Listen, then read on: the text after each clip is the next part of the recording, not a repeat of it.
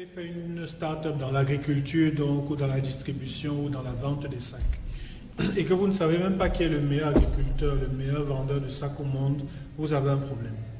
Imaginez un footballeur qui vient vous dire « je veux être le meilleur footballeur du monde », mais il ne connaît pas Cristiano Ronaldo, ni Lionel Messi, il ne sait même pas comment il s'entraîne.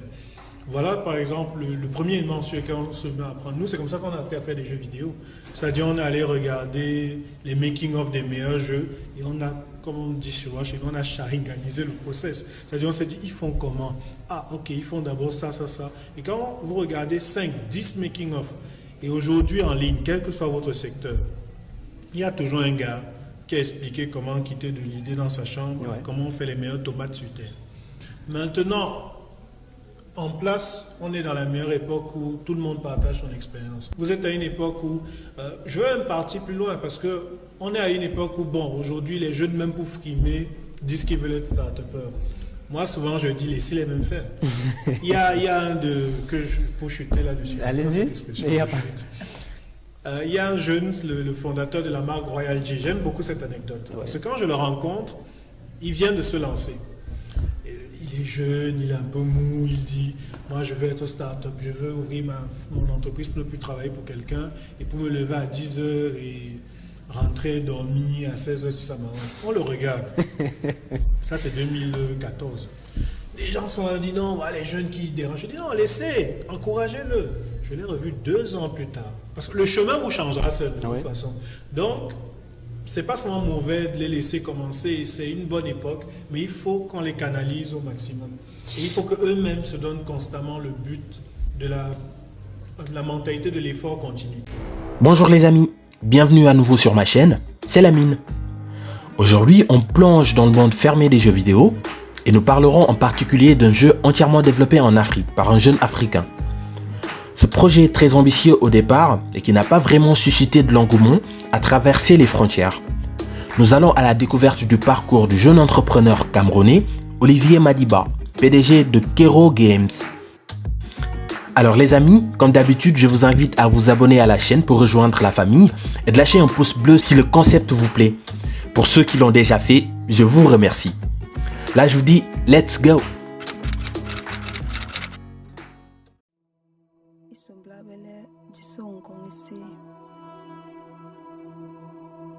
Tora ambombe longe ndi tobiba. John Higimur alama yingel isuli nyengem. Higimur binam anyenyi nje aye. Higimur anyenyi hen kongisi uke. Lanyen jelu yongiye. Jelu kena iyi. La lèvre,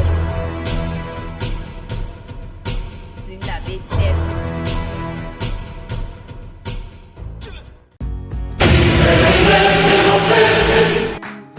Ce jeu que vous voyez est entièrement développé en Afrique par de jeunes passionnés.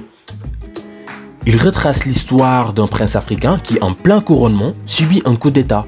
Commence alors son aventure pour retrouver son trône. À travers ce jeu de rôle, le joueur doit suivre un parcours initiatique avec beaucoup d'épreuves rituelles à travers le monde. Le jeu utilise des éléments de la culture et met en avant la beauté africaine avec la fantaisie. Le but en réalité est de concevoir des jeux vidéo auxquels les Africains pourraient s'identifier. Tel est le défi de son créateur Olivier Madiba. Il est né le 10 octobre 1985 à Douala, au Cameroun. Il est le premier de 3 enfants. Il commence l'école primaire à Yaoundé et ensuite à Douala. Il fait les collèges Lieberman, Alfred Sacker et le lycée Jos. À l'obtention de son baccalauréat scientifique en 2002 à 17 ans, il intègre l'université de Yaoundé pour apprendre l'informatique. Il y passe 7 ans avant de décrocher une licence. Comme quoi, il ne faut jamais abandonner ses rêves et toujours persévérer. Durant ces années de fac, il a fait un constat avec ses amis. Ils se sont posé la question sur leur avenir après l'université. Ce qui les attendait, car il n'y avait pas de boulot tout fait pour eux et qu'il n'y aurait personne pour les pistonner dans un bon poste. Du coup, il fallait évaluer les possibilités qui se présentent à eux et de faire en sorte de les saisir. À partir de là, Ils ont proposé la création de sites web à une entreprise qui a accepté. Et c'est le début de l'aventure. Ce premier boulot a commencé dans leur chambre d'étudiants, puis des bureaux ont été installés dans de nouveaux locaux, avec beaucoup de difficultés d'ailleurs. Une première expérience qui était assez bénéfique au fond. Étant passionné de jeux vidéo, Olivier se forme en ligne à la création de jeux en suivant des tutoriels et les making-of des grands éditeurs de l'industrie du jeu. Il s'est d'abord lancé dans le développement de jeux amateurs. Son objectif était de poster de petits jeux sur internet afin d'avoir une chance d'être repéré par les grandes entreprises occidentales et d'être recruté. Mais la réalité est tout autre. En effet, aucune proposition ne lui est faite. En parallèle, il a toujours eu le rêve de créer son studio de jeux vidéo. L'idée a toujours germé dans sa tête, mais l'ambition était grande pour un jeune qui se lance dans l'entrepreneuriat. Il devait gravir les échelons progressivement.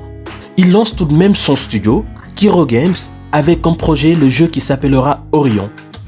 Cependant, le parcours sera long et parsemé d'embûches. Il l'a entamé en 2003. Toutefois, le développement rame un peu. Il sera rejoint par 2 amis qui vont apporter leur contribution. Au début, le jeu était assez soft. Le scénario devait être peaufiné, la story également. Mais il suivait déjà un fil conducteur et laissait parler son imagination. Il a également commencé à recruter des collaborateurs et s'est retrouvé avec une vingtaine d'employés aussi jeunes et passionnés par ce projet. Dès lors, les difficultés devenaient de plus en plus importantes. En premier lieu, les coupures d'électricité incessantes qui étaient assez intenses au Cameroun. Et en second lieu, le manque de financement. En 2013, Olivier met donc sur pied une stratégie de financement de ce qui n'est alors qu'un projet.